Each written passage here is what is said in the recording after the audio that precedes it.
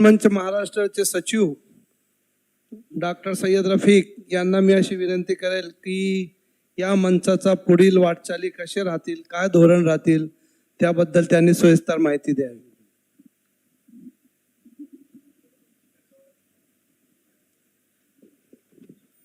मी प्रथम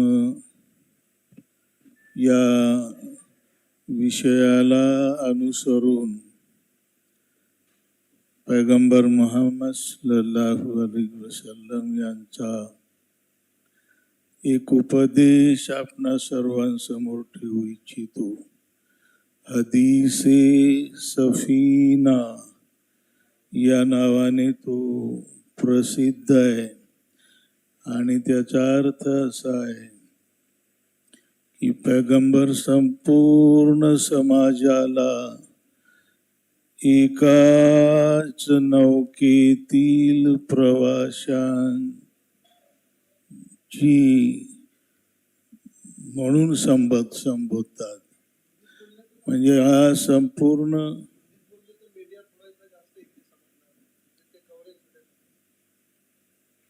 ये हमारा पूरा भारत देश, हम सब भारतीय एक ही नौका के मुसाफिर हैं.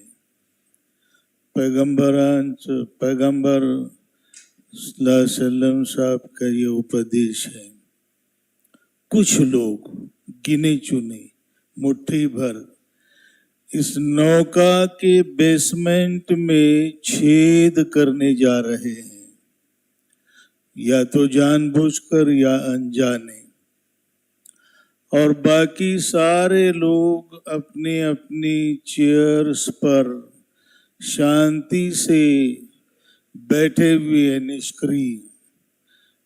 पैगंबर साहब ये मैसेज देना चाहते हैं कि जिस क्षण ये कुछ लोग नौका के बेसमेंट में छेद लेंगे, समुद्र का पानी इस नौका में आएगा और नौका डूबेगी.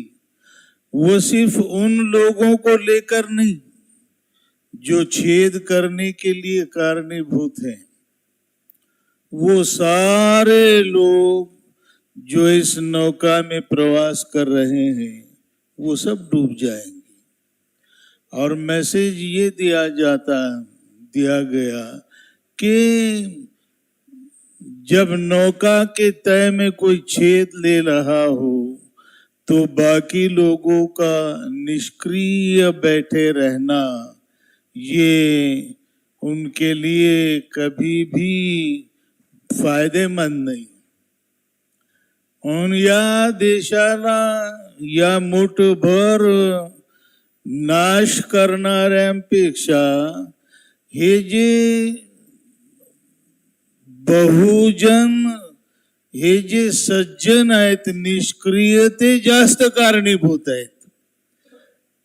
या आग लावणाऱ्यांपेक्षा आपण जे मूकपणानं निष्क्रियपणानं पाहत बसतो, जाऊ दे आपल्याला काय देणं घेणं, ही भूमिका खूप महागडी आहे देशाला.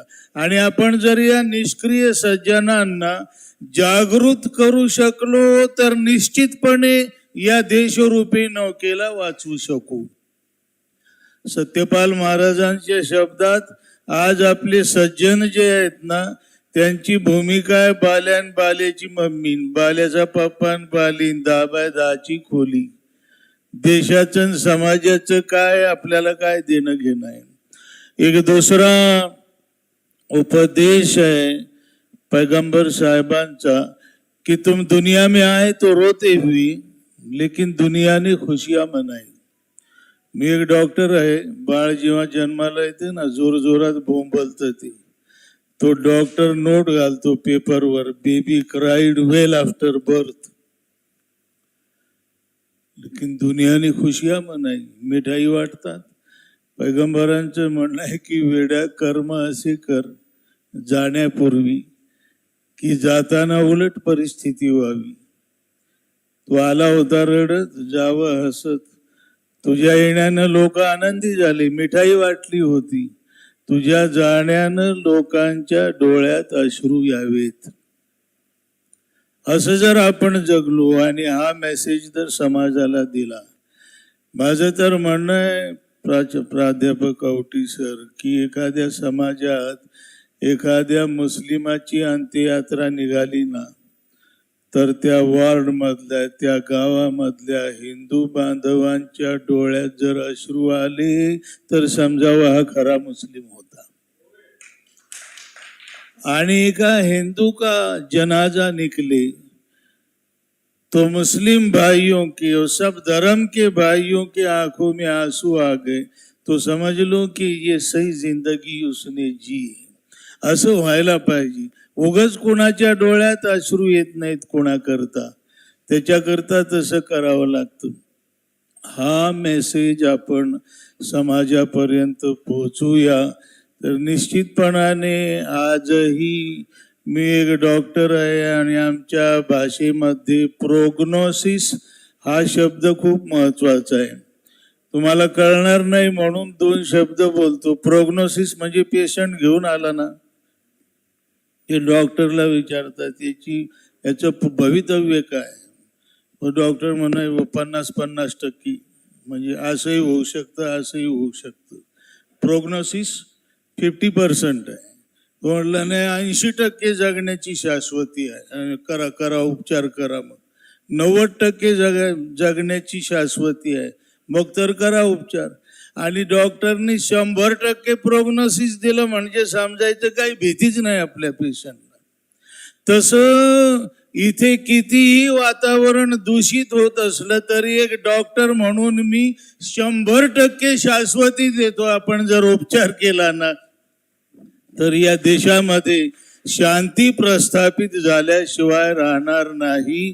धार्मिक जनमंच महाराष्ट्र तर्फे आपण सर्व धर्मीय धर्मगुरू आज जे इथं उपस्थित आहेत ते अनेक लोक आहेत ज्यांची इच्छा आहे पण काही कारणास्तव येऊ शकले नाहीत. सत्यपाल महाराजांची ती अँजिओप्लास्टी झाली परवा आणि त्यांना आरामाचा सल्ला दिलेला आहे. मग ते मनाने आपल्या बरोबर पण येऊ शकले नाही. असे अनेक महाराज आहेत, अनेक लोक आहेत जे येऊ शकले नाहीत.